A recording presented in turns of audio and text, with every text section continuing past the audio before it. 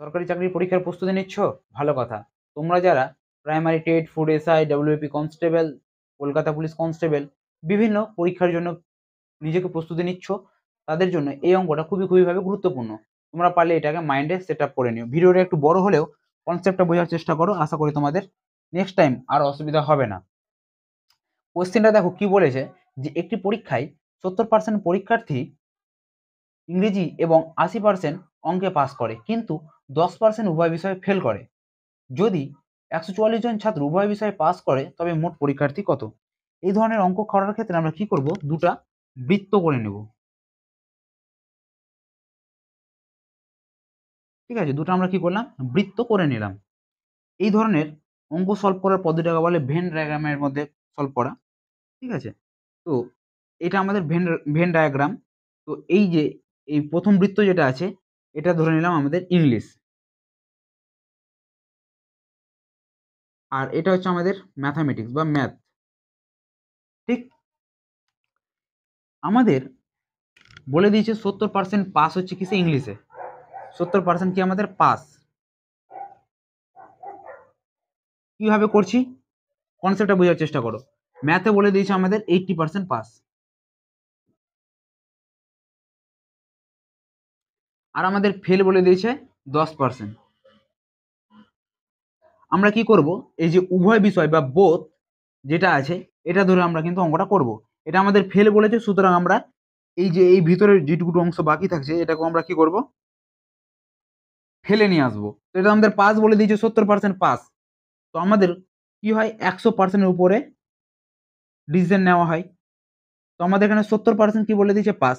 তার মানে আমাদের ফেল কত পার্সেন্ট, 30% ফেল। তাহলে আমাদের ইংরেজি হচ্ছে 30% ফেল, আর ম্যাথ আমাদের 80% পাস, মানে 20% ম্যাথে কি ফেল। একটু ভালো করে বোঝার চেষ্টা করবে, তাহলে এই ধরনের অঙ্ক কি হবে, আর কোনোদিনও ভুল হবে না। 30% যদি আমাদের ফেল হয়, এই পুরোটা হচ্ছে আমাদের 30% ফেল। তার মধ্যে হচ্ছে আমাদের বোতে হচ্ছে 10% ঢুকে আছে, তাহলে 20% বাকি থাকছে। সুতরাং এইটুকু অংশ হচ্ছে আমাদের 20%। ঠিক, বুঝতে পারলেন? আরো বুঝাবো। এই পুরো বৃত্তটা হচ্ছে আমাদের 30% কার, ফেলের। এই পুরো বৃত্তটা হচ্ছে আমাদের 30% ফেলের। তো আমাদের 10% আগে থেকে ফেল ছিল, তার মানে আমার বাকি থাকছে 20% বা 20% আমাদের ফেল। তাহলে এই টোটালটা মিলিয়ে আমাদের কত হলো, 30% হয়ে গেল। ঠিক আছে, এটা আমাদের ইংলিশের পার্ট গেল। এবার ম্যাথের দিকে চলে আসি। ম্যাথ হচ্ছে আমাদের 20% ফেল। আমার আগে থেকে তো 10% বলাই আছে, এইটুকু আমাদের বৃত্তের মধ্যে 10% আমাদের এইটুকু বলে দিয়েছে, আর বাকি যেটা থাকছে 10%। তাহলে কি হলো, আমাদের ফেল হয়ে গেল। এই 10% আর এই 10% 20% ফেল। ঠিক, তাহলে আমাদের ফেলের পার্সেন্টেজ পেয়ে গেলাম। ফেলের পার্সেন্টেজ তাহলে কত হচ্ছে, 20% প্লাস 10% প্লাস 10%। তাহলে আমাদের তিনটা যদি আমরা যোগ করি, তাহলে আমাদের ফেল পার্সেন্টেজ কত পাচ্ছি, 40। 40% আমরা কি পেলাম, ফেল। তাহলে 40% আমাদের ফেল হয়, তাহলে পাসের পার্সেন্টেজ কত হবে, 60% হবে, যেহেতু আমাদের 100-তে ডিসিশন নেওয়া হয়। তাহলে আমাদের 60% কি হয়ে যাবে, পাস হয়ে যাবে। এবার আমাদের অঙ্কতে কি বলে দিয়েছে, যে 144 জন যদি ছাত্র উভয় বিষয়ে পাস করে, 144 জন ছাত্র যদি আমাদের উভয় বিষয়ে পাস করে, তাহলে আমাদের মোট পরীক্ষার্থী কত, এটাই তো। আচ্ছা, 144 জন আমাদের কি বলে দিয়েছে, ছাত্র উভয় বিষয়ে পাস। তাহলে পাসের পার্সেন্টেজ পাচ্ছি আমরা 60%, আমরা পাস পাচ্ছি। কিন্তু না, বইয়ে বলেছে যে 144 জন পাস করেছে। পার্সেন্টেজে বলছে আমরা পাচ্ছি 60%, কিন্তু বই বলছে যে 140 জন পাস করেছে। তাহলে মোট পরীক্ষার্থী বের করতে গেলে আমাদের 100% বের করতে হবে বা 100-তে বের করতে হবে। কাটাকাটি করি, 0 0 কেটে গেল।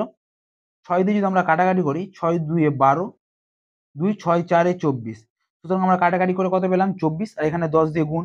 তার মানে 240 জন কি মোট পরীক্ষার্থী, মোট পরীক্ষার্থী।